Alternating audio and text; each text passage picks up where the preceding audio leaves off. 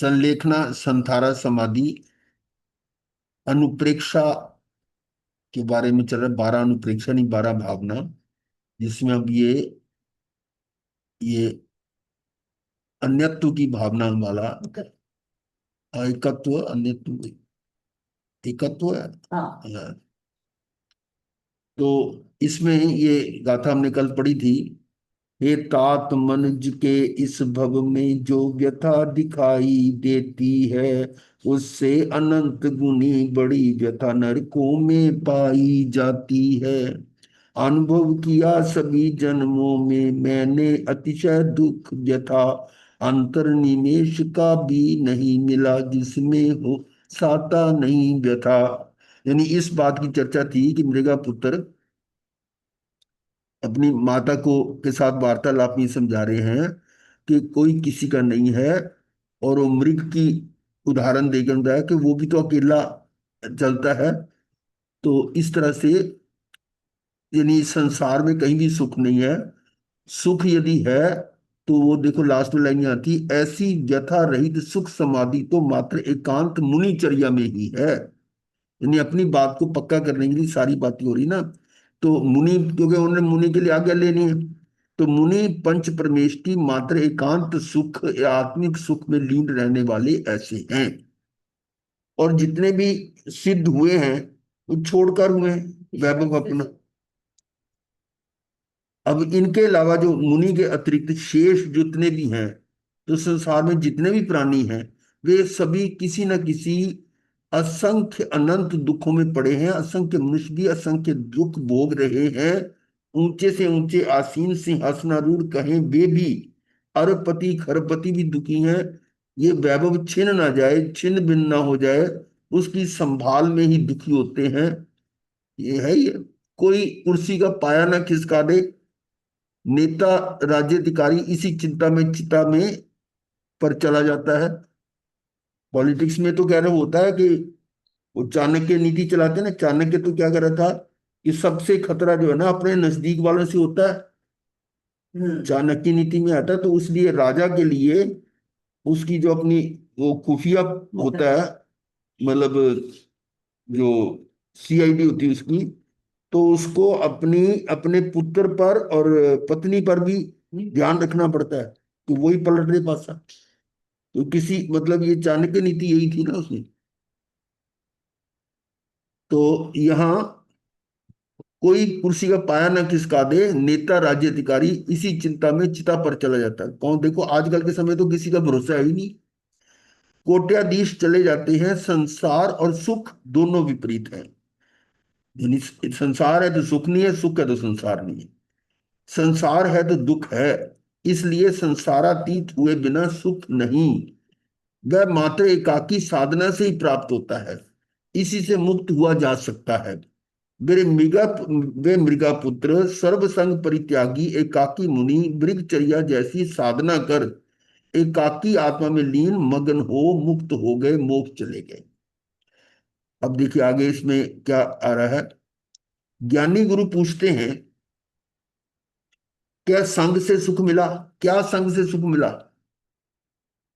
क्या कुछ सुख का अनुभव आता है? एक शहद की बूंद के पीछे वही लटका रहता है, वो संसार दर्शन। और ये चित्र आप सबने देखा हुआ है, और लगभग अधिकतर स्थानकों में लगा होता है। तो हमने तो खैर बचपन में इसके चित्र भी देखे थे कि वो स्थानीय चित्र, आजकल तो बढ़िया पेंटिंग से या वो कांच के बने हुए भी ऐसे दिखे हैं जो इसी चित्र का है। संसार दर्शन कि शहद की बूंद के पीछे वही लटका रहता है, चाहे मधुमक्खियों जैसी ये संसारी। मधुमक्खियों की तुलना किससे की है? संसार में से। कितना ही काटते जाते दुखी करते हो, ये ला दो, ये खिला दो, ये करो, ये ना करो। संग या संगी साथियों, प्रिय से प्रियतर, प्रियतम प्रियतमा से मिलने वाले उस क्षणिक इंद्रिय सुख के पीछे पहले वर्षों खूब परिश्रम कर, मतलब, और शरीर बल बुद्धि बल बढ़ाता है। शरीर बल बुद्धि बल बढ़ाता है, फिर धन बल पद बल बढ़ जाता है। तब पांचवी इंद्री का सुख साधन जुटता है। और उसके मिलते ही एक से लगाकर असंख्य मांगे, चाहे अभिलाषाएं, सुख इच्छाएं, भोगाकांक्षी सामने खड़ी मिलती हैं। वही तो बता रहा ना, ऊपर के मधुमक्खियां क्या कर रही हैं? काटते हैं, छिजाते हैं, दुखी करते हैं। क्या कह रहे हैं? ये ला दो, ये खिला दो, ये करो, ये ना करो, तो सारी फरमाइशें चलती हैं उनकी।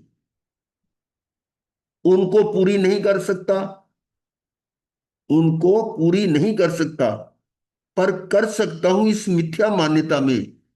मतलब पूरी तो कर नहीं सकते तुम किसी की। वो एक बचपन में हमने सुना हुआ है, हाँ, आशा कर दे बंदे दिया, हुंदियां ना पूरियां, कल्पदा बथेरा तावी रहंदियां अधूरियां। तो वो है, किसी की आशा पूरी नहीं होती। तो यहां उनको पूरी नहीं कर सकता, पर कर सकता हूं इस मिथ्या मान्यता में, जिंदगी भर मर खप जाता है। और ऐसा करते करते बुढ़ापा आ जाता है और मर जाता है। ये मनुष्य चेत तो सही, क्या मनुष्य भव रतन चिंतामणि जैसा ऐसे ही मर जाने, कीड़े जैसे मर जाने के लिए मिला? नहीं सोचते। ये इतनी सोच वाला है कौन?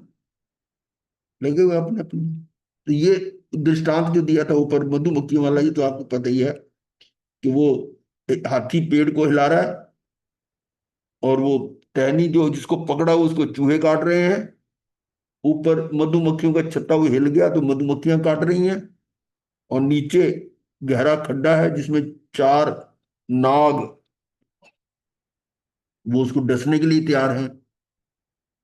और बस, और एक एक बूंद शहद की जो ना, मात्र वो सुख है, बाकी कोई सुख नहीं है उस समय।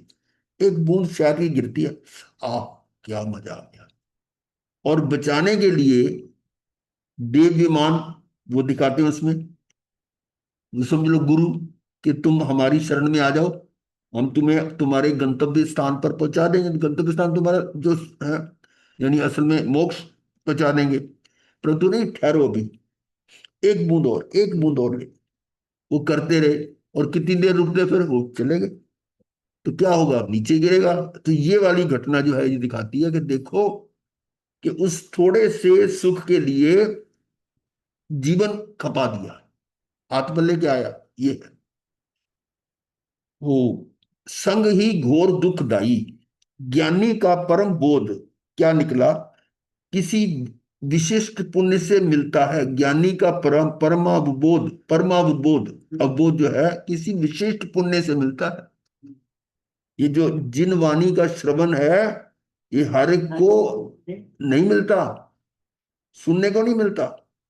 आप कहोगे हमें तो बड़े आराम से मिली, हम पैदा ऐसी जगह हुए हैं, ऐसे खानदान में बचपन से हम कथा प्रवचन सुनते आ रहे हैं। पर कितने लोग हैं, और आज और भी कम हो गए ऐसे परिवारों में पैदा तो हो रहे हैं, पर वो कहाँ आ रहे, स्थान को भी नहीं आ रहे। तो ये जो मिलता है, जो जिन ज्ञानी का परम बोध जो है, वो किसी विशिष्ट पुण्य से मिलता है। और वे कहते हैं, वो क्या कह रहे हैं ज्ञानी, कि संग से सुख मिलता, अगर संग से सुख मिलता, जितना साथ मेरे संगी साथियों से मुझे सुख मिलता है, तो सोचो कि एक से लगाकर 64,000, 1,92,000 अप्सरा जैसी रानियों को छोड़कर, देखो, ये एक 64,000 थी या 1,92,000 थी? दोनों आते, कहीं 64 आता है, कहीं 1,92,000। है, क्या मतलब? कहीं से एक 92 आता है, कहीं 64 भी आता है। ऐसा है, इसका ये जो है ना, 64 नहीं, 96,000 आता है। क्योंकि 32 जो 32,000 देश हैं, तो 32,000 देश के, सुनो ना, राजा और मंत्री, उनकी कन्याएं आती हैं, ठीक है, 32,000 की। और उनके साथ एक एक दासी भी होती है, वो भी पत्नी जैसी होती है। इस करके उसके साथ जैसे वो सेविका है, वो मिलाप लू के ऐसा 1,92,000 हो सकती है। तो इतनी अप्सरा जैसी रानियों को छोड़कर वे राजा, राजकुमार, चक्रवर्ती क्यों निकलते? तो कितनी भी है, 1,92,000 है, 96,000 है, 64,000, इसका मतलब नहीं। वो वो बात की बात है, पर इतना सब कुछ, इतना वैभव, ये इतना ऐश्वर्य है, वो छोड़ते क्यों फिर, अगर उसमें सुख होता तो ऐसी रानियों को छोड़कर, रानियां भी कौन सी होती हैं वो छोटी मोटी नहीं होती, टॉप की। हाँ। और जो श्री देवी होती है, उसकी जो पटरानी है, उसके बराबर तो कोई और होती नहीं है, वो विद्याधर की बेटी होती है। तो यदि धन वैभव में, राज्य वैभव से सुख मिलता, तो वे कोट्याधीश, वणिक, श्रेष्ठी, वे राजा महाराजा चक्रवर्ती से छोड़कर क्यों भागते? कुछ तो उनसे सीख। आगे देखिए, परम ज्ञानी की अंतिम वाणी में आया, माता पिता भाई बहन पुत्री पुत्र पुत्री, माता पिता भाई बहन पत्नी पुत्र पुत्री धन वैभव सभी संयोगी हैं। संयोग है तो वियोग होगा ही होगा, डेफिनेट। इनका वियोग निश्चित है। कहते हैं ना, मरना निश्चित है। जन्म होगा तो मरना निश्चित है।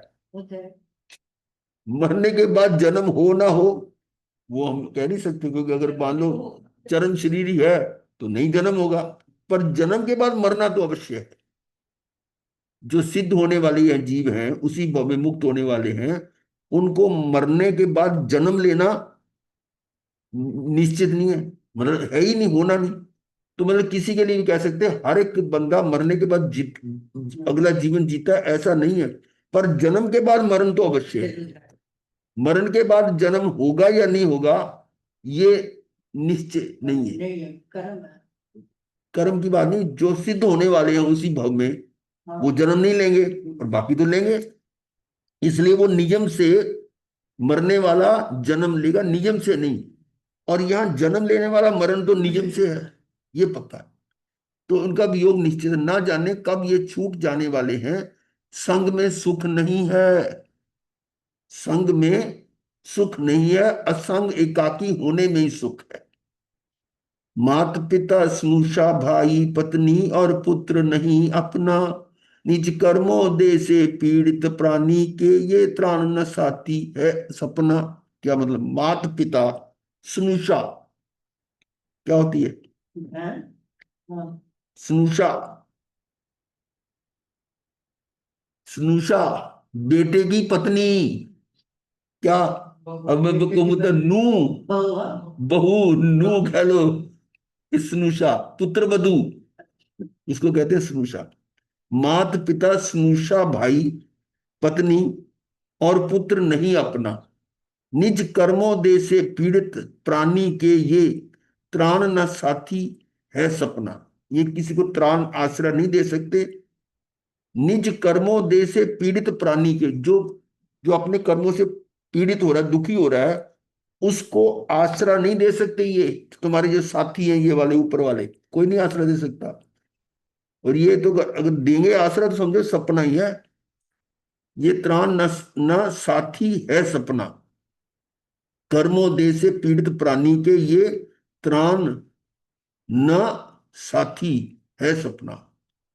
स्थावर जंगम धन धान्य तथा अन्य उपलब्ध साधन सारे, कर्मोदय से पीड़ित प्राणी के दुख भोग को ये नहीं टारे। स्थावर जंगम, ये कौन होते हैं? स्थावर तो पता है, लेकिन सावर तीर्थ। पृथ्वी पानी अग्नि वायु वनस्पति। और जंगम? तीर्थ तीर्थ। नहीं नहीं, रत्रस काय वाले आगे, त्रस। अच्छा, जंगल में फंस पड़ा। जंगम भी आया तो। स्थावर जंगम धन धान्य तथा अन्य उपलब्ध साधन सारे, कर्मों दे से पीड़ित प्राणी के दुख भोग को ये नहीं टारे। यानी जो भी ये जीव है या अजीब जो भी हैं, वो जो साधन आपके उपलब्ध हैं, वो सारे कर्मों दे से पीड़ित प्राणी के, जो कर्म से मारा हुआ है, उसके दुख को नहीं टार सकते। ये अर्थ समझ निज प्रज्ञा से सम्यक दृष्टि नित भाव करे। ये कंफर्म करना पड़े जंगम का, अगर कुछ शंका तो नहीं है। जंगम का कुछ और अर्थ होता है जंगम। चलते फिरते महाराज जी, चलते फिरते प्राणी जो। वो त्रासी हो गया ना, मैंने ठीक बोला ना? हाँ जी, 83 बजे। हाँ, नहीं तो मुझे शंका होगी थी, मैं कुछ शायद कुछ और बीच में बोल रहे थे ना, मैं कहा शायद मैं गलत ना बोल रहा हूँ। हाँ, चलते फिरते जंगम प्राणी होता है गुरु जी। अर्थ की बात नहीं, यहाँ अर्थ में कुछ नहीं आएगा। जंगम ठीक है, यानी चलते फिरते मतलब त्रस हो गए ना। हाँ जी, हाँ जी, तरस। ये अर्थ समझ निज प्रज्ञा से सम्यक दृष्टि नित भाव करे।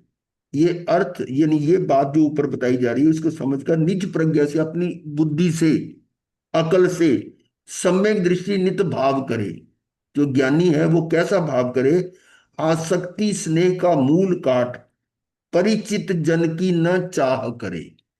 आसक्ति स्नेह का मूल यानी आसक्ति और स्नेह को हटाकर परिचित जन की न चाह कर, कि मैं और परिचित बढ़ा दूं, मैं और मेरे परिचय, मेरे और साथी बन जाए और कर दें, अपना मतलब फैलाव नहीं करने की जरूरत। ये इसका संकेत मिलता है कि संग जितना अधिक होगा उतने दुखी होगा। कितना संग, कितना परिचय, कितनी उसमें गाढ़ता। कितना संग, कितना परिचय, कितनी उसमें गाढ़ता, राग आसक्ति पड़ी है। ज्ञानी बार बार चेतावनी देते हैं कि ये कोई भी तेरी रक्षा करने वाले नहीं है। कितना ही वैभव जोड़ ले, ये दुखों को बढ़ाने वाले हैं। तो उसकी रक्षा में दुखी हो जाता है। ज्यादा वैभव उतना ज्यादा दुखी। वो कैसे, उसको मैं सिक्योरिटी कैसे करूं उसकी? जान जगत में दुख वर्धक धन, अति भयंकर ममता बंधन, सुख कर मोक्ष प्रदायक उत्तम, धर्म दुराधर लीना मन। जान जगत में दुख वर्धक धन, बोलो। धन को तो आप समझते बड़ा अच्छा है, पर वो क्या करें ज्ञानी कि इस धन को दुख वर्धक जान। ये सुख वाला नहीं है, दुख देने वाला है। ये हजम नहीं होती बात। जान यानी जान, ये तुम जानो कि जगत में दुख वर्धक धन, ये जो धन है वो दुख वर्धक है। अति भयंकर ममता बंधन, और जो ममता का बंधन है वो और भी भयंकर है। सुख कर मोक्ष प्रदायक उत्तम, सबसे सुखकर क्या है? मोक्ष, मोक्ष प्रदायक उत्तम। धर्म दुराधर लेना मन, और धर्म की धुरा को पकड़ लेना। धुरा किसको कहते हैं? वो धुरा, चोटी चक्के का को धुआं जैसे बीच में होता है। चोटी को मतलब सबसे ऊपर नहीं जी, अरे ये चक्के के बीच में आजकल बोले इसको होते कहते हैं एक्सल। एक्सल, सेंटर गाड़ियों के एक्सल होते हैं ना, जिन सेंटर पर होता है। पहिए घूमते हैं। अरे जो पहिए घूमते हैं गाड़ी के, बीच हाँ, का उसमें जो नहीं होता सेंटर भाग होता है गुरु जी। है, केंद्र में जो है केंद्र में। अच्छा चलो गाड़ी की छोड़ो, साइकिल में जो बीच का जो पोर्शन होता है वो एक फिक्स किल्ली पर चलता है, वो किल्ली को धुरा कहते हैं। हम्म, चक्के भी होता है। ऐसे वो महाराज जी, चक्की चक्की के बीच में, हम्म, चक्की के हाँ, बीच में जो। वो भी ठीक है। चक्की का जो चक्की ऐसे घुमाते हो तो बीच में धुरा है, वो धुरा, उसको धुरा बोलते हैं। यानी वो इधर उधर जाने, उसी के चारों तरफ वो घूमता रहता है। तो किसके धुरा करना है? वो धर्म को, धर्म धुरा धर लेना है, धर्म की धुरा को पकड़ लेना। उसके लिए आता है ना, चलती चाकी देख के, देख कबीरा रोए, है ना? और क्या आगे आता है? साबुत बचा न कोई, दो पाटन के बीच में में साबुत साबुत बचा दो न पाटन के बीच में। हाँ, दो पाटन के बीच में साबुत रहा न लेकिन कोई। इसमें ऐसे आता है, जो उस धुरा के साथ लग गया वो बच वो जाता बच है। जाता है। वही बात यहाँ है, धर्म धुरा धर लेना मन। चाहे जितने संगी साथी सगे संबंधी परिचित हो, आयुष टूटा के स्वप्न पथ हो जाते, स्वप्नवत हो जाते हैं। स्वप्न भी आपको कितनी देर याद रहेगा? उठते हो, कई बार उठते भी याद नहीं आता, और कई बार कुछ ऐसा भी मान आ भी गया तो थोड़ी देर बाद भूल जाते हैं। तो ऐसे जितने गए हैं आपके सगे संबंधी, कितना याद करते हो? शुरू शुरू में आता है कि हाँ जी वो गए तो वो कुछ दिनों तक याद कर लिया, ज्यादा ज्यादा कि बरसी तक याद कर लिया, आगे कहाँ करते हैं? सब ऐसे ही निकल जाता है। और फिर आगे चलते तो वो फैलावित होता जा रहा है ना, वो सीरीज, एक के दो, दो के चार, आठ के, तो ऐसे वो फैलते जा रहे हैं, उनसे तो बढ़कर कौन किसका ध्यान रखेगा? उनके अपने आगे बहुत आ जाते हैं। रोग, विषम रोग, जरावस्था, जीर्णावस्था। देखो, रोग, विषम रोग, जरावस्था, जीर्णावस्था, मृत्यु, पर भव के भयंकरतम दुख, इन्हें ये कोई भी नहीं टाल सकते। ये जो सगे संबंधी है, कोई उनको टाल नहीं सकता। कितने ही सुख साधन, पद प्रतिष्ठा जोड़ बढ़ा ले, क्या? कितने ही सुख साधन, पद प्रतिष्ठा जोड़ बढ़ा ले, कितनी सुरक्षा व्यवस्थाएं कर ले, सरकार की जेड सुरक्षा कर करवा ले, पर ये कालचंद खींच कर ले जाता है। कितनी उदाहरण है आपके सामने। वह प्राण प्यारी कहते हैं, प्राण प्यारी पत्नी कहते हैं, घर की देली तक, तो दिल्ली से आगे बात नहीं जाती। और बंधु बांधव कहां तक जाते हैं? शमशान तक साथ देते हैं। किसका? किसका साथ दे रहे हैं? क्या कर- अब कौन? जो मर गया। वो तो गया, मर गया, तो अब किसका साथ दे रहे हैं? बॉडी का। वो तो बॉडी का दे रहे हैं, शव का दे रहे हैं। किसका क्वेश्चन मार्क है? वो साथ तुम्हारा नहीं दे रहे, तुम्हारे शरीर का वो दे रहे हैं। शरीर तुम्हारा है नहीं, सब ठीक। तुम तो कहीं और जाके पैदा भी हो गए। हाँ, वो तो वो क्या है? वो कह रहे हैं कि वो प्राण प्यारी कहते हैं, घर की देली तक, ऐसी कहावत है। बंधु बांधव शमशान तक साथ देते हैं, पर किसका देते हैं? शव का। आत्मा तो अकेले ही चला जाता है। हम्म, और ये प्रियजन नहीं, महाशत्रु हैं ये। मान संगी साथी जितने भी हो, जिन जिन से प्रगाढ़तम प्रीति कर रखी है, परिचय संग प्रगाढ़ कर रखा है, उतना ही प्रगाढ़ कर्म बंध होता है ना? हाँ, जितना ज्यादा परिचय तो उतना ज्यादा पक्का दोस्त हो जाए। बिल्कुल, जितना जितना गुड़ डालो उतना मीठा, हाँ, उस हिसाब से फंसेगा। इसलिए कहते हैं परिचय संग मत बढ़ाओ, परिचय संग प्रगाढ़ कर रखा है। ये मेरा मेरा मेरा मेरा कर रहा, उतना ही प्रगाढ़ कर्म बन देता है। क्योंकि उसके लिए आप सब कुछ करने को तैयार हो जाते हैं, आराम श्रम सब होता है। हे जीव, ये कब समझ में आएगा? ये परिजन अपनी स्वार्थ पूर्ति में मात्र नाटक कर रहे हैं। किसका नाटक? प्रीति स्नेह, प्रेम स्नेह का। हमारे को प्रेम कर रहे हैं, ड्रामा कर रहे हैं। क्या कर रहे हैं ये? कि ये परिजन, ये कब समझ में आएगा? ये परिजन अपनी स्वार्थ पूर्ति में मात्र नाटक कर रहे हैं, प्रीति प्रेम स्नेह का। अपनी मौत सामने खड़ी देखकर वो खुद को बचाने की कोशिश करता है। वो तो है। एक उदाहरण देते हैं। पति पत्नी दोनों जंगल में जा रहे हैं, आगे शेर आ गया। अब शेर अब भूखा था, वो खाएगा, पर ये भी उनको पता था कि शेर जितनी भूख होती है उतना ही मारता है, फालतू को नहीं मारता। एक ही है, दो को ही मार सकता, छोटे हो दो को ही मार सकता है। मतलब उसकी भूख जो है ना, जिससे मिट जाए, उस पर दूसरे को नहीं कुछ करता। अब वो दोनों शेर के सामने जा रहे हैं, तो पति सोचता है इसको खा लेना, मैं तो दूसरी शादी कर लूंगा, मन में सोच रहा है। और पत्नी क्या सोच रही है? इसको खा जाए, मैं विधवा ही रह लूंगी। ये मन में भाव चल रहे हैं। मतलब एक उदाहरण, दृष्टांत दिया जा रहा है कि अंदर में क्या चल रहा है, बाहर से चाहे वो कुछ भी कहे। गाड़ी खरीदी। तो ये क्या है? स्वार्थ। ये वो एक बंदरिया का भी उदाहरण आता है ना। बंदरी जो है ना, अपने बच्चे को बहुत प्यार करती है, और पुकार। बहुत ऐसे चिपका के रखती है, उसको जान से भी ज्यादा रखती है।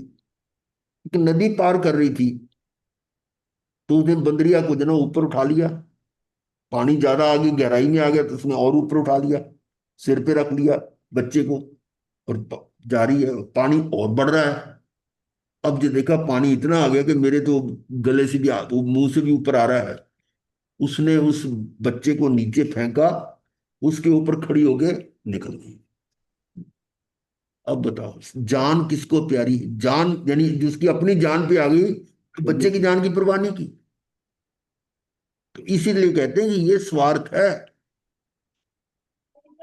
मौत को सामने खड़े देखकर अपने को बचाने की कोशिश करते, दूसरे की बात नहीं करते। ये मतलब ये एक उदाहरण है, सारे ऐसे नहीं हो सकते, कोई तो एक दूसरे की कुर्बानी भी करते हैं। बहुत सारे ऐसे हुए हैं, शहीद हुए हैं जो वो दूसरों के लिए मरे हैं ना, परंतु ये सिर्फ समझाने के लिए था। ऐसे ऐसे बहुत सारे वीर हुए हैं जिन्होंने अपनी जान पर खेलकर लोगों की रक्षा की है। नहीं नहीं, इस युग में भी डाकुओं से रक्षा करने के लिए, अपने परिवार जन की परिजनों की रक्षा के लिए उन्होंने खुद अपनी जान दे दी, पर उनको बचा लिया। ऐसे ऐसे उदाहरण हैं। तो ये है। फिर ऐसा क्या है, मोह राग करवाकर ये अधोगति में धकेल रहे हैं। ये मेल में देखा तो मोह तो है ही है ना, मोह राग करवा के तो आप कहाँ जाओगे? ऊपर वाली देवगति, देवगति ऊपर वाले रोग में नहीं जाओगे। मोह राग करवाकर ये अधोगति में धकेल रहे हैं।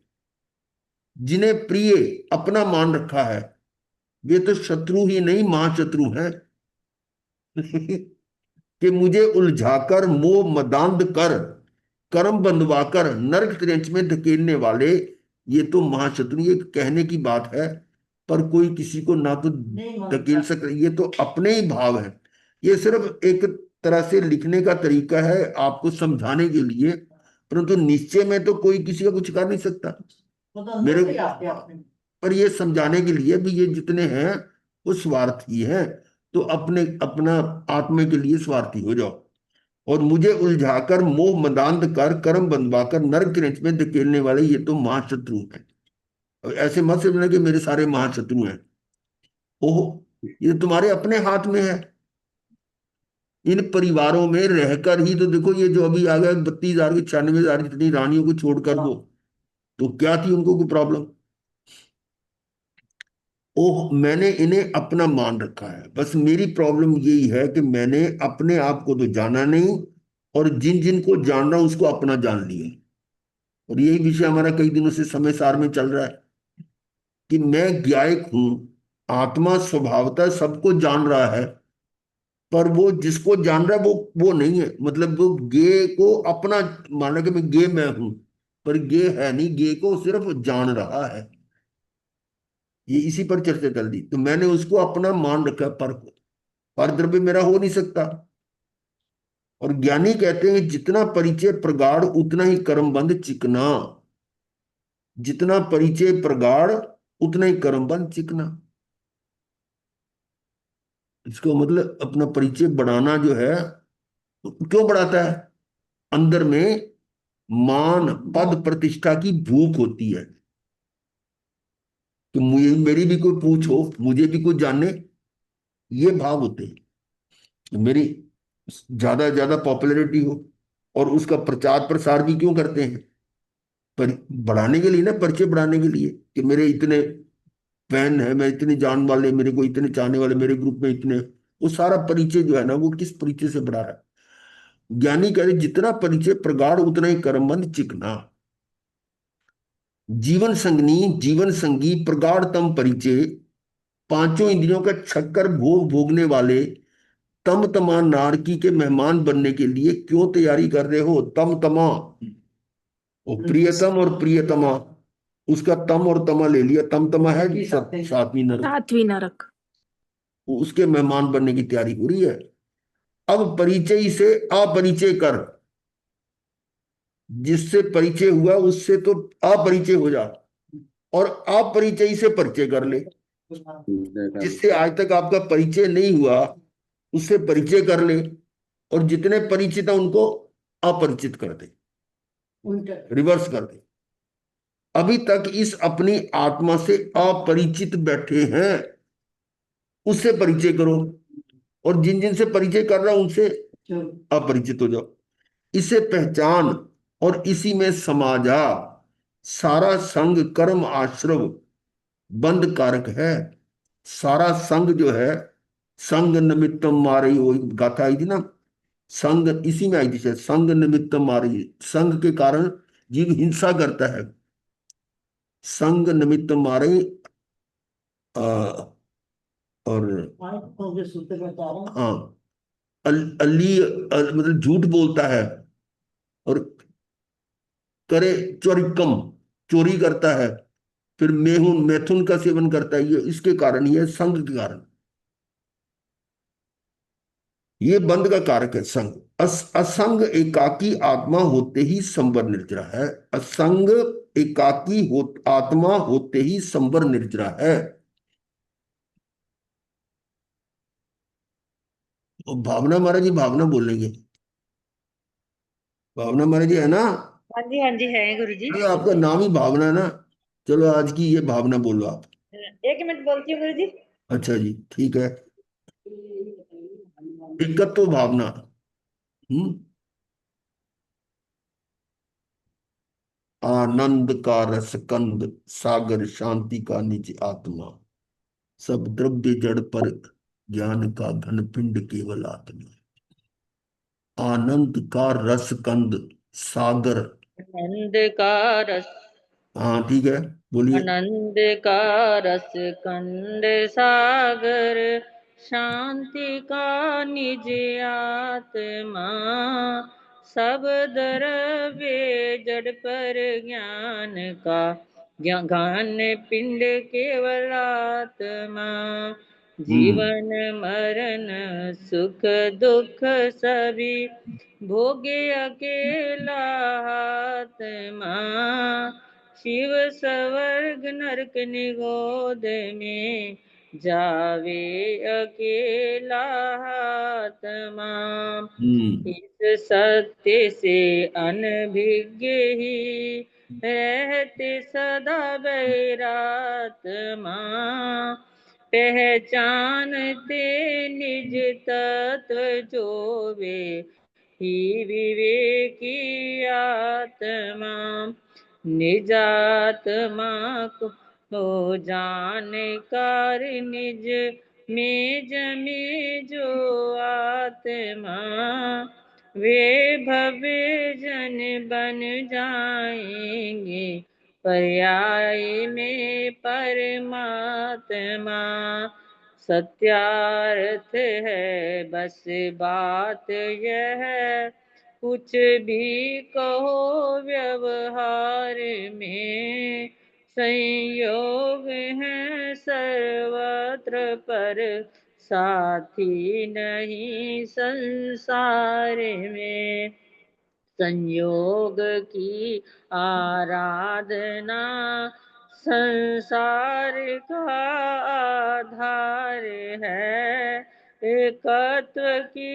आराधना आराधना का सार है, एकत्व ही शिव सत्य है, सौंदर्य है एकत्व में, स्वाधीनता सुख शांति का आवास है एकत्व में, एकत्व को पहचानना ही भावना का सार है, एकत्व की आराधना आराधना का सार हाँ है। जी, मतलब भावार्थ भी आप समझ ही गए होगे। आनंद का रसकंद, सागर शांति का, यानी आनंद का रसकंद है, और सागर किसका है? शांति का। शांति का। शांति का सागर है कौन? निज आत्मा। ये अपनी आत्मा सर्व संपन्न है, पूरी, कोई कमी नहीं है। अभी सुबह में हम पढ़ रहे थे ना, ये अपने आप में सारी शक्तियों को समेटे हुए है, जिसमें अभी और इसको ग्रहण करने की जरूरत नहीं है, और जो छोड़ने की चीजें वो तो छूट ही चुकी हैं। ना ये छोड़ने के लिए ना ग्रहण, तो मेरा अपने आप में ही परिपूर्ण है, घन पिंड है। यानी आनंद का रसकंद, सागर शांति का, निज आत्मा। ये आत्मा जो शांति का सागर है और आनंद का रसकंद है। सब द्रव्य जड़ पर ज्ञान का घन पिंड। सब सब द्रव्य जड़, जो बाकी तो जड़ है, पर ज्ञान का घन पिंड केवल आत्मा। इसको छोड़कर सारे जड़ है। जीवन मरण सुख दुख सभी भोगे अकेला आत्मा। अब देखो, मरना है, जीना है, सुख है, दुख, वही हम कर रहे हैं ना इस एकत्व भावना में, सुख है, दुख, वही हम कर रहे हैं ना इस एकत्व भावना में, कि वो सब अकेले ही भोगने वाला है। शिव स्वर्ग नरक निगोद में जावे अकेला आत्मा। शिव मतलब कि अगर मुक्त भी हो जाता है या स्वर्ग में जाता है, नरक निगोद में जाता है, अकेला ही जाएगा, ये नहीं कि साथ में और भी जाएंगे। इस सत्य से अनभिज्ञ ही रहते सदा बहिरात्मा। ये जो सच्चाई है, इससे जो अनभिज्ञ हैं उनको बहिरात्मा कहा है। ये क्या है? वो तीन आता है ना, हाँ, आत्मा परमात्मा बहिरात्मा। आत्मा, परमात्मा और बहिरात्मा, ये बहिरात्मा है। पहचानते निज तत्व जो, निज तत्व नहीं, अपने को जो पहचानते हैं, वे ही विवेकी आत्मा, उनको विवेकी कहोगे। जो अपने आत्मा को जानता हाँ, वो विवेकवान है। निज आत्मा को जानकर, निज में जमे जो आत्मा, स्वयं को जानकर और स्वयं में ही रम जाए, जम जाए, निज में जमे जो आत्मा, ऐसी आत्मा क्या है? वे भव्य जन बन जाएंगे पर्याय में परमात्मा। ऐसी आत्माएं जो अपने को जानकर, वो जन जो अपने आप को जानकर अपने में ही जम जाते हैं, ऐसे भव्य जन क्या बनेंगे? पर्याय में भी, उनकी पर्याय भी परमात्मा में बन जाएगी। पर्याय में तो बनना, आत्मा ही परमात्मा बनना है। सत्यार्थ है बस बात यह, कुछ भी कहो व्यवहार में। सच्चाई तो यही है, व्यवहार में इसको कुछ भी कह लो। संयोग है सर्वत्र पर, साथी नहीं संसार में। संयोग तो सब जगह पर, साथी कोई नहीं है। योग है, संयोग है। संयोग की आराधना, संयोग की आराधना यानी संयोग के साथ जो चल रहे हैं उसकी आराधना कर रहे हैं, वो संसार का आधार है। हाँ, संसार का आधार, ये संसार इसी पर टिका हुआ है संयोग के कारण। संयोग में अगर लग रहे रहोगे तो संसार बढ़ता रहेगा। एकत्व की आराधना, आराधना का साधन। आराधना असली क्या है? एकत्व की आराधना। एकत्व की आराधना आराधना का सार है। फिर आगे आया, एकत्व ही शिव सत्य है। एकत्व ही शिव सत्य है। सौंदर्य है एकत्व में, यही सुंदर है, यही सत्य है। और ना, सत्यम शिवम सुंदरम, वो यही है। सौंदर्य है एकत्व में। एकत्व में ये बात हमारी शुरू में समय सार की बिल्कुल स्टार्टिंग में आई थी कि बंद जो है ना कथा, वो तो मतलब आपको दुख देने वाली है बंद ही, पर असली सौंदर्य तो एकत्व में है। उसकी कथा मैं कह रहा हूं। बंद की कथा तो आपने बहुत बार सुनी है, अब मैं आपको इसकी कथा सुना रहा हूं, जिसका सौंदर्य क्या है अपने। ये शुरू में आई थी गाथा ऐसी, वही है। सौंदर्य है एकत्व में, बंद में सौंदर्य नहीं है, वो तो व्यथा है। स्वाधीनता सुख शांति का आवास है एकत्व में। स्वाधीनता है, मैं किसी पर डिपेंडेंट नहीं हूं। किसका? सुख और शांति के लिए मैं किसी पर डिपेंडेंट, मेरे को वो सुखी कर देगा या दुखी कर देगा, मैं किसी पर के पराधीन नहीं हूं कि वो मुझे सुखी करे या दुखी। स्वाधीनता, स्वाधीनता सुख शांति का आवास है एकत्व में। सुख शांति का आवास है एकत्व में। एकत्व को पहचानना ही भावना का सार है। एकत्व को पहचानना ही भावना का सार है। एकत्व की आराधना आराधना का सार है। ठीक है, आगे चलते हैं। ओम ज्ञानी, ये तो हो गया ना? हाँ, हो गया, आगे चलो। सगे संबंधी किसे माने? अब सगे संबंधी है कौन? संसार में बड़ा विवेक है, बड़ा होता है। ये तो मेरे, ये पराये, ये मेरा, ये भाई का है, ये उसका है। सगा और पराया वो आता है। ये नजदीक का, ये दूर का है। ये दूर का भाई है मेरा, दूर का ये है रिश्ता। हाँ, ये चाटे का ये तो मेरे, ये पराये, ये मेरा पुत्र, ये मेरा भतीजा। अब भतीजे को पुत्र नहीं कहेगा। ये मेरा सहोदर भाई है, ये मेरा चचेरा ममेरा, ये मेरा सगा, ये मेरा आऊगा। आऊगा शब्द जो है राजस्थान में होता है, यानी दूरस्थ, दूर का है। ये मेरा सगा है, ये दूर का है। वो ऊपर से कोई पीढ़ी मिलती होगी ना, उसमें जो आते हैं तो वो दूर के हो गए ना। अपने से सगे से बड़ा प्रेम और दूरस्थ से कम न्यून, ये डिफरेंशिएट होता है, डिफरेंस आता है ना कि सगे से ज्यादा और जो दूर का उससे कम। इन संसारियों के सगे संबंधी के लिए बड़ी निर्णायक शक्ति लगा रखी है। ये मेरा नजदीक है, ये मेरा दूर का है, ये है। उसी हिसाब से आपकी डीलिंग होती है उसमें। पर अध्यात्म में देखो, ये होता है ना, कोई फंक्शन होता है, ब्याह शादी होती है, तो देखते हैं रिश्तेदारी कहाँ की है, कौन सी नजदीक की है, कौन सी दूर की, उसी हिसाब से आप उनके साथ व्यवहार करते हो। तो वो तो संसार में तो लगा रहे हो, पर अध्यात्म में देखो सगे कौन है, अर्थात एकदम घनिष्ठ संबंधी, यानी दूर में लगने वाले। अब देखो सगे अर्थात एकदम घनिष्ठ, कौन है मेरा घनिष्ठ? आत्मा। हाँ, जिसको हम दूर करे बैठे। पर मेरे अपने संबंधी कौन है? वो अरिहंत वगैरह, ये पंच परमेष्ठी। बाहर में ये कोई सगे संबंधी मेरे नहीं है। सब संयोगी, ना जाने कब छूटने वाले, कब इनमें से किसी के प्राण पखेरु उड़ जाएं, छूटा कब मेरे प्राण निकल जाएं, सब संगी साथी धन वैभव छूटा। अतः उन्हें संगी साथी मानने की बजाय ये मानो कि संबंधी तो मेरे ये पंच परमेष्ठी हैं, ये मेरे सगे संबंधी हैं। सम संबंधी का मतलब समबंध, जिनमें कुछ समानता हो। हाँ। सम जमा बंध, संबंध से मतलब संबंधी शब्द बना है। बंध कैसा? जो समबंध हो, विषम नहीं। तो ऐसे को संबंधी कहा है। ये संसारी संबंध तो विषम संबंध है, और अध्यात्म में ये मेरे सगे संबंधी है। सम अर्थात समानता, एक रूपता। कैसे है? ये पंच परमेष्ठी शुद्ध आत्माएं हैं, मैं भी शुद्ध आत्मा, ये मेरा संबंध है। अतः बाह्य के संबंधियों को तो छोड़ो, ये पंच परमेष्ठी मेरे संबंधी, मेरे संबंधी ये कौन है? पंच परमेष्ठी, उनको अपना संबंधी मानो। जब स्मरण स्तुति गुणगान करूंगा,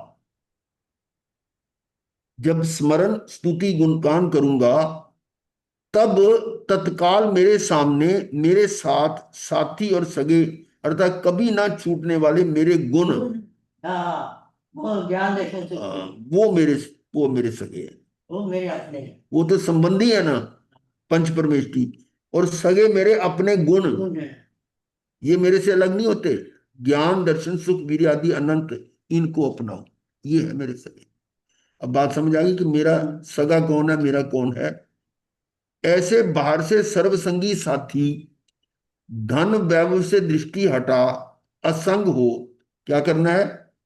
बाहर से सर्वसंगी साथी धन वैभव से दृष्टि हटा और असंग हो जा। एकाकी होता अपनी एकाकी आत्मा पर दृष्टि कर, उससे दृष्टि हटाकर दृष्टि अपनी आत्मा पर कर, यही करना है। अब नहीं करेगा, अगले जन्म में, अगले जन्म में, और है। ऐसा किए बिना मोक्ष नहीं है। जिसमें जिस समय भी मोक्ष होगा, इसी क्रिया से होगा। क्या? उनसी के आत्मा में दृष्टि कर, और कोई रास्ता नहीं है। आत्मा का ही, उस भगवान आत्मा का ही आश्रय लेने से तुम्हारा कल्याण होगा, अदरवाइज तो संसार है। बाह्य में दृष्टि जाए, अब देखो बाहर में दृष्टि जाती तो एकांत पूर्णता असंग इन पंच परमेष्टि पर, वो भी अपने आप अकेले हैं, उन पर दृष्टि जाए, और उनके माध्यम से, ये विशेष लाइन है, उनके माध्यम से अपने आप के गुणों में लीन, अपने आप के। उनको देखते हुए, उनके गुणों को देखते अपने गुणों में लीन हो जाए, इसको अनुप्रेक्षा भी कहते हैं। चिंतन कि भी इनमें गुण मुझ में भी तो है, ये है उसको देखने का मतलब। असंग किससे? इन पंच परमेष्टि पर, और उनके माध्यम से, उनके माध्यम से अपने आप के गुणों में लीन, स्वालीन, स्वयं में लीन हो जाओ। ऐसे एकाकी हुए बिना मुक्ति का मार्ग भी प्रारंभ नहीं होता। ये स्टार्टिंग यहां से है, और हम अपना पसारा कितना बढ़ा रहे हैं, सर्कल। उसी में लगे हुए हैं, उसी में मजा आ रहा है। वो बताया ना कई बार, वो केशवपुर हमने भी देखा था कि अ, तन और धन की भूख से ज्यादा कौन सी भूख है? पद प्रतिष्ठा, यश की भूख। हाँ, यश की भूख ज्यादा है, उसके मुकाबले में बहुत ज्यादा है। तन और धन की भूख से कहीं अधिक यश की भूख है। ये यश प्रतिष्ठा किसकी? वो इसलिए परिचय बढ़ा रहे हैं, ये मुझे वो जानता है, मुझे वो जानता है। क्या करोगे जान के? अब बोले मेरे को राष्ट्रपति जानता है, मेरे को प्रधानमंत्री है, क्या कर लेगा क्या वो? करेगा? और इसमें लगे हुए हैं बहुत सारे कि मेरे वो इस सर्कल में, राजनीति में इतने संबंध है, इतने से संबंध है, वो इन्हीं कामों में लगे हुए हैं। मुझे नाम लेने की जरूरत नहीं है, मतलब इस तरह के हैं ना जो पॉलिटिकल अपना लिंक बना रहे हैं, उसी में लगे हुए हैं। कुछ बड़े बड़े जो आपके नेता लोग उनसे लगे हुए हैं, या अपने भक्तों का फैलाव कर रहे हैं, तो इसी सारे अपना अपना जो है ना परिचय बढ़ाते जा रहे हैं। और बाहर तो बढ़ता जा रहा है, अंदर में खत्म हो रहा है। वो यही कह रहे हैं कि जो अभी तक जिससे अपरिचित रहा उससे परिचय कर, और बाकी जो जिससे परिचित ना उसको छोड़, उससे अपरिचय रहा। ये पॉइंट है मेन। और ऐसा करके इन सभी संगों से असंग मुंह मोड़कर मुक्त हो जा। स्वलीन से काटू बिना मुक्ति का मार्ग भी प्रण ये तो हो गया, पढ़ लिया था। हो गया। हाँ। अहो ज्ञानी, अहो परम ज्ञानी, परम असंग। किनको कह रहा है? वो जो ज्ञानी है, पांच परमेष्टि हैं, आप अकेले मात्र अपनी आत्मा में तन्मय, मात्र चिन्मय स्वरूप अनंत आनंद में लीन। ये है उनकी शोभा। अब आगे आ रहा है एक लाइन लास्ट। एकाकी स्वलीन। अब जीवन की अंतिम घड़ियों में मैं इन सभी संगों संयोगों से परे असंग एकाकी अभय अनासक्त आत्मा में ही लीन होता हूं। मात्र स्वयं को जानना, स्वयं को देखना, मात्र ज्ञाता दृष्टा, ज्ञाता दृष्टा, एकाकी असंग अनासक्त अभय आत्मा। ओम शांति शांति शांति। कल वाला भजन फिर वही पूरा कर लो। हाँ, मेरे को है बोलने वाला। जी शुरू करते हैं। हाँ जी, तक से बोल रहे हैं क्या? चलो बोलो।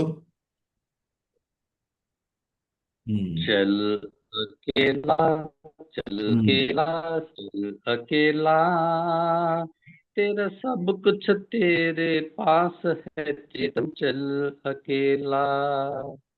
चल हम्म। अकेला, चल अकेला, चल अकेला, तेरा सब कुछ तेरे पास है चेतन, चल अकेला। सदा ही सिर्फ जैसा तू, नहीं कुछ भी मारे आगे नहीं आ रहा। सदा से सदा शेष जैसा तू, सदा से शेष नहीं जैसा तू, नहीं कुछ भी कमी है। सदा से मैं क्या शेष जैसा तू, नहीं कुछ भी कमी है। मैं गायक हूं मैं इस अनुभव से, भगवान होते हैं। चेतन में चेतन रस को खोलो, सदा रहो अकेला। चल अकेला, चल अकेला, चल अकेला, तेरा सब कुछ तेरे पास है चेतन, चल अकेला। हम्म। पराई आंख से मुक्ति नहीं जिनवर बताते हैं। ठीक है। पराई आंख से मुक्ति नहीं जिनवर बताते हैं। निज गायक के आश्रय से तुझे शिव धाम मिले हैं। गायक के हाँ, आश्रय से तुझे शिव धाम मिले हैं। चेतन चेतन रस को ढूंढो, सदा रहो कट अकेला। रही है। अकेला चल, अकेला चल, अकेला। हम्म। मैं कौन बोल रहा है? हमारे बिना ये बात था ना। आवाज पराई। आवाज कट रही है, बीच में से कट कट के आ रही है कुछ। चलो अब देखो इसका अर्थ। नेटवर्क। आवाज तो नहीं कट रही है कुछ आपकी। तो यहाँ है, चल अकेला चल अकेला, तेरा सब कुछ तेरे पास है, चेतन चल अकेला। साथ की उसको जरूरत होती है जिसके पास कुछ ना हो, है ना। अब ये जो फौजी भी चलते हैं ना, वो सारा सामान अपने साथ लेकर चलते हैं। और ये जो जाते हैं ना, क्या नाम बोलते हैं, सो पहाड़ों पर जाते हैं वो हाँ, पहाड़ी लोग जाते नहीं नहीं, सैर करने जाते हैं ना, ट्रैकिंग ट्रैकिंग करने जाते हैं ना। बच्चों का आजकल शौक है बड़ा ऐसा, कि भाई ग्रुप के ग्रुप जाते हैं ट्रैकिंग है, मतलब पहाड़ों पर जैसे चढ़ते हैं ना। तो वो भी ऐसी अपनी अपनी किट उठा के पीठ पे लाद के तो और पहाड़ों पर चोटियों पर जाते हैं। तो ताकि किसी और की उनको आवश्यकता, अकेले रह जाएं तो अपने आप में पूरे हैं। तो यही कह रहा है कि तेरा सब कुछ तेरे पास है, चेतन चल अकेला। अब तेरे को किसी साथ की जरूरत नहीं है। सदा से सिद्ध जैसा तू, नहीं कुछ भी कमी है। सदा से सिद्ध, सिद्ध कैसा है? सिद्धा जैसा जीव है जी ने सही आत्मा जीव और सोई ना। सिद्ध होय। तो जो मैं हूं वही सिद्ध है, और जैसे सिद्ध है वैसा मैं हूं। तो सिद्ध मेरे जैसे हैं, मेरे में भी वो चारों गुण, गुण है, अनंत गुण है, ज्ञान दर्शन सुख वीर उनके पास भी है। सारी शक्तियां भी हैं सब। पर उन्होंने उसको प्रकट कर लिया है, मेरा भी प्रकट नहीं हुआ। इतने फर्क है, तो वही मैं ऐसा ही हूं। नहीं कुछ भी कमी है, कमी कुछ नहीं है। अनंत ज्ञान, अनंत दर्शन, अनंत सुख, अनंत वीर मुझ में भी है। मैं ज्ञायक हूं, इस अनुभव से भगवान होते हैं। मैं ज्ञायक हूं, इस ज्ञायक पने का अनुभव करना, अपने आप का अनुभव करना, भगवान बन गया। जो ज्ञायक है, जो क्या ज्ञान, भगवान आत्मा वही तो है, उस अनुभव से भगवान होते हैं। ये कारण परमात्मा जो है, इससे इससे इससे कार्य कार्य परमात्मा बनना है, वो इसी से है। चेतन में चेतन रस को घोलो, सदा रहो अकेला। चेतन में चेतन रस को घोलो। एक तो चेतन है, चेतन है, चेतन में चेतन रस को घोलो, अपनी चेतना में इस चेतना वाले रस को घोलो, और सदा रहो अकेला। चल अकेला चल अकेला। पराई आस से मुक्ति नहीं, जिनवर बताते हैं। आज तक कोई किसी को मुक्ति नहीं दिला सका। पराई आस से मुक्ति नहीं, अपने से ही। पर मुझको मुक्ति नहीं दिला सकता। पर में क्या आ गया था, अभी ये विषय हमारा चल रहा है अभी इसी पर, कि जो पर है, जो पर द्रव्य है, पर द्रव्य में शुभ अशुभ सारे आ गए। वो आपको कुछ नहीं कर सकते। जो होना आपके अंदर से होना, अब सर्वशक्तिमान खुद हो। तो पराई अगे मेरा को वो मुक्त करा देगा, वो मुक्त कर देगा, ऐसा संभव नहीं है। जिनवर बताते हैं, किन्होंने बताया? जिनेश्वर भगवान ने। पराई आस से मुक्ति नहीं। मुक्त होना तो अपने अंदर जाकर स्वयं के आश्रय से ही मुक्त होना है। स्व आश्रित, पर आश्रित तो कर्म बंध है। सीधी सी बात है, इक्वेशन सीधी है। स्व आश्रित है तो निर्जरा है, मुक्ति। और पर आश्रित है तो कर्म बंध है। तो पर आश्रित में चाहे साक्षात तीर्थंकर परमात्मा का आश्रय ले रहे हैं, तब भी कर्म तब बंध भी है। कर। और तो छोड़ो, छोटी मोटी चीजें तो छोड़ो। यानी पर आश्रित है तो मुक्ति नहीं है। पराई आस से मुक्ति नहीं, जिनवर बताते हैं। निज ज्ञायक के आश्रय से, निज ज्ञायक के आश्रय से तुझे शिव धाम मिले हैं। शिव धाम का मतलब ध्रुव, ध्रुव धाम। निज ज्ञायक के आश्रय से, उस ज्ञाय के आश्रय से ही शिव धाम, मतलब जहां तुम सदा के लिए तो सिद्ध हो गए, मुक्त हो गए, शिव धाम। चेतन में चेतन रस को घोलो, सदा रहो अकेला। चल अकेला चल अकेला, तेरा सब कुछ तेरे पास है, चेतन चल अकेला। हमारे में न पर का कुछ, हमारा भी नहीं पर में। हमारे में न पर का कुछ, पर का मेरे में कुछ अंश नहीं आ सकता, और हमारा भी नहीं पर में, और मैं पर में नहीं जा सकता। कितना सिद्धांत जबरदस्त है। इसलिए चेतन में चेतन रस को बोलो, सदा रहो अकेला, चल अकेला, चल अकेला। ठीक है, अब देखिए आगे। अरे कौन सी आएगी? ओ नहीं भाई, इतना ही था। हाँ जी, तो खत्म हुआ, दूसरी कौन सी आएगी?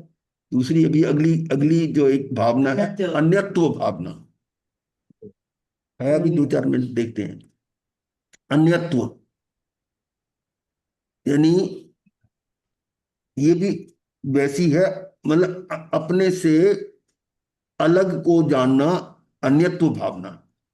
जे अनन दंसी से अनन रामे, जे अनन रामे से अनन दंसी, यह चारंग सूत्र में आया हुआ है। हम्म। जे अनन दंसी से अनन रामे, जो अनन्य को देखता है वो अनन्य में ही रमन करता है। इसका अर्थ है, जे अनन दंसी, जो अनन्य का दर्शन करता है, से अनन्य रामे, वो अनन्य में ही रमन करता है। अब ये कहोगे अनन्य अनन्य क्या है?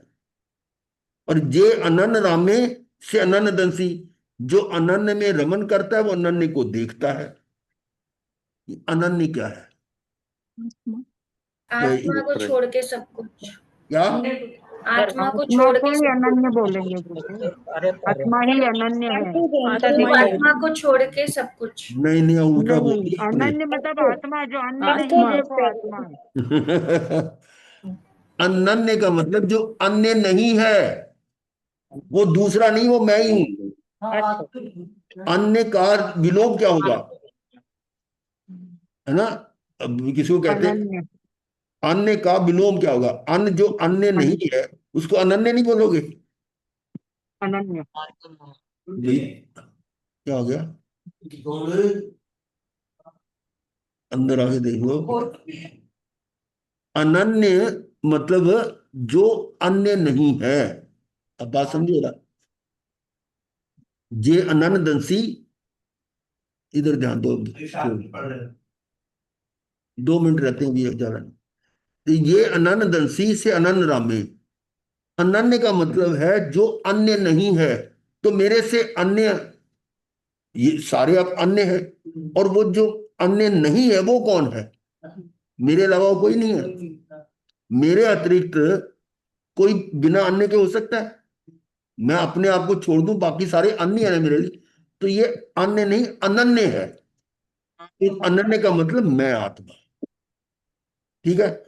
और ये अनन्य दंसी, जो अनन्य को देखता है, यानी कि आत्मा को जो देखता है, वो अनन्य रामे, वो अनन्य आत्मा में रमन करता है। देखने का मतलब रमन कर रहा है। जब वो आत्मा के पर आश्रित हो गया, आत्मा में वो देख रहा है, तो उसी में रमन कर रहा है। और ये अनन्य रामे से अनन्य दंसी, वो जो अनन्य में रमन कर रहा है उसको देख भी रहा है। बहुत इंपॉर्टेंट गाथा है ये, आचार्य सूत्र की हमने की हुई है। आचार्य प्रथम सूत्र 2:6 का 101 नंबर गाथा है। बाकी फिर हम हम्म, ये भी आचार्य सूत्र की है। हाँ, चलो फिर बाकी फिर कल करेंगे। इसमें यही तक कि हम अभी एक गाथा से कर लेते हैं। अभी आप कोई बात, कोई जानना चाहें तो कर सकते हैं, क्योंकि विषय फिर कल शुरू करेंगे ये बात। और कल का दिन नहीं है, उसके बाद परसों से शिविर शुरू हो रहा है। तो 14 से 17 शिविर है।